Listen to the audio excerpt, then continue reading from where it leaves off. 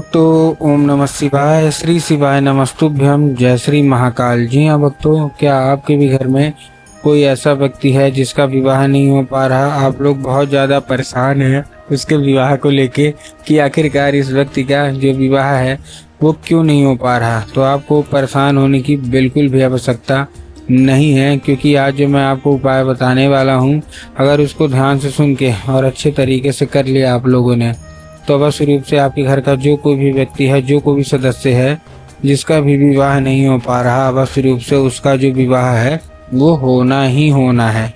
क्या करना है, कैसे करना है, पूरा का पूरा मैं बताने वाला हूँ और अच्छे तरीके से आपको समझाने वाला हूँ। तो बस उपाय ध्यान से सुन के अच्छे से करिएगा जरूर।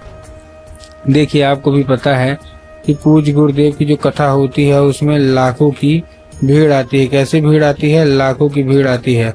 और जब गुरुदेव की कथा में लाखों की भीड़ आती है तो वहाँ ज़्यादातर जो भक्त होते हैं वो क्या करते हैं, पत्र के द्वारा अपनी इच्छा और पत्र के द्वारा अपनी मनोकामना जो होती है वो गुरुदेव तक पहुँचाते हैं।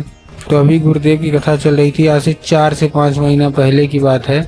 गुरुदेव की कथा चल रही थी और गुरुदेव की कथा में लाखों की भीड़ आई। अब जब गुरुदेव की कथा में लाखों की भीड़ आई तो वहाँ ज़्यादातर जो भक्त थे उन्होंने क्या किया, पत्र के द्वारा अपनी इच्छा और अपनी मनोकामना जो थी वो गुरुदेव तक पहुंचाई।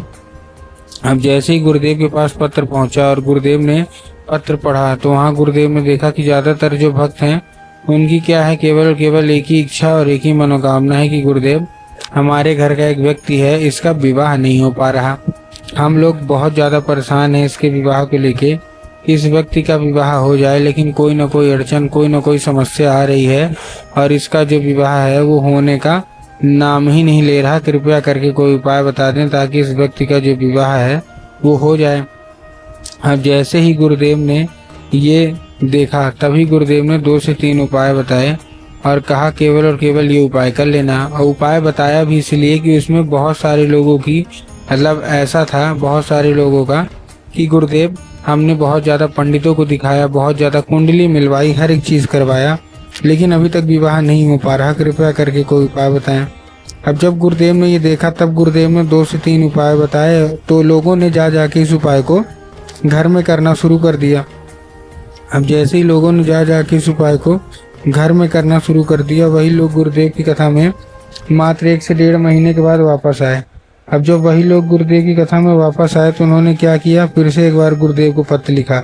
लेकिन ये वाला जो पत्र था ये गुरुदेव को धन्यवाद के रूप में पत्र था कि गुरुदेव, धन्य हो आपका, आपके द्वारा बताया गया उपाय हमने कर लिया है, हमारी सारी इच्छा, सारी मनोकामना जो है वो भी पूरी हो गई है, आपका कोटि कोटि धन्यवाद।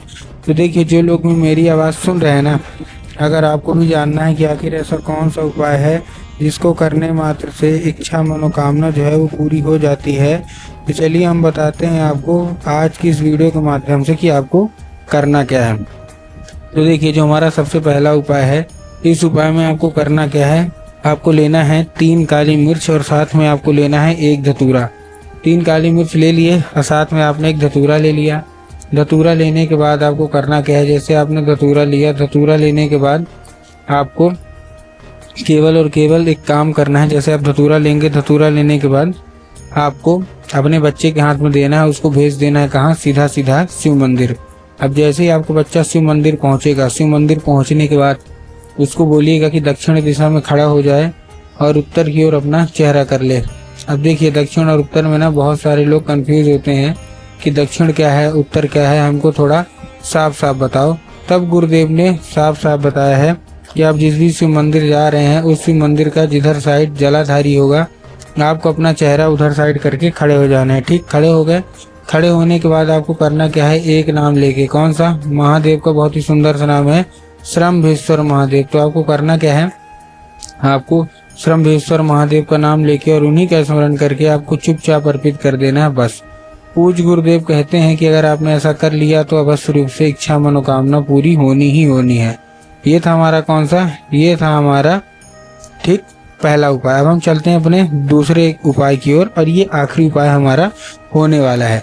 इस उपाय में आपको क्या करना है, लाल चंदन लेना है। क्या लेना है, इस उपाय में आपको लाल चंदन लेना है। ठीक, लाल चंदन ले लिया। लाल चंदन लेने के बाद आपको करना क्या है, जैसे आपने लाल चंदन लिया, लाल चंदन लेने के बाद आपको पहुंच जाना है सीधा सीधा शिव मंदिर। अब जैसे आप शिव मंदिर पहुंचेंगे, शिव मंदिर पहुंचने के बाद आपको चुपचाप क्या करना है, केवल एक काम करना है। शिव मंदिर पहुंचने के बाद आपको नंदी के आगे का एक पैर होता है जो कि उठा हुआ होता है। क्या होता है, नंदी का एक पैर होता है आगे का जो कि उठा हुआ होता है। तो आपको नंदी के उठे हुए पैर में नंदीश्वर महादेव का, देखिए कौन सा नाम लेना है आपको, नंदीश्वर महादेव। तो आपको करना क्या है, आपको नंदीश्वर महादेव का नाम लेके अर्पित करना है। अब जैसे आप अर्पित करेंगे तो नंदीश्वर महादेव से आपको क्या करना है, आपको उसको औषधि के रूप में मांग लेना है कि कृपया करके हमको इसको औषधि के रूप में प्रदान करिए। अब क्या होगा, अब ये औषधि का रूप ले लेगा। अब आपको करना क्या है, उसी रात जब आपका बच्चा ठीक, मतलब आप लोग भी जितने भी लोग हो 5 मिनट तक खड़े रहिए वहाँ पास। और खड़े रहने के बाद आपको क्या करना है, केवल और केवल आपको एक काम करना है। क्या काम करना है, आपको जाना है और वही अपनी उंगली में लेके आइएगा। ठीक है, उंगली में लेके आने के बाद जहाँ आप लोग सोते हैं, ठीक है ना, क्या करते हैं, जहाँ आप लोग सोते हैं वहाँ उधर साइड की जो दीवार होगी, जिधर साइड सर करके सोते हैं ना, उधर साइड की दीवार में आपको वो लगा देना है। पूज्य गुरुदेव कहते हैं कि अगर आपने ऐसा कर लिया तो अवश्य रूप से इच्छा मनोकामना जो है वो पूरी होगी ही होगी, और आपका जो भी बच्चा है जिसका विवाह नहीं हो पा रहा, अवश्य रूप से उसका विवाह होगा ही होगा।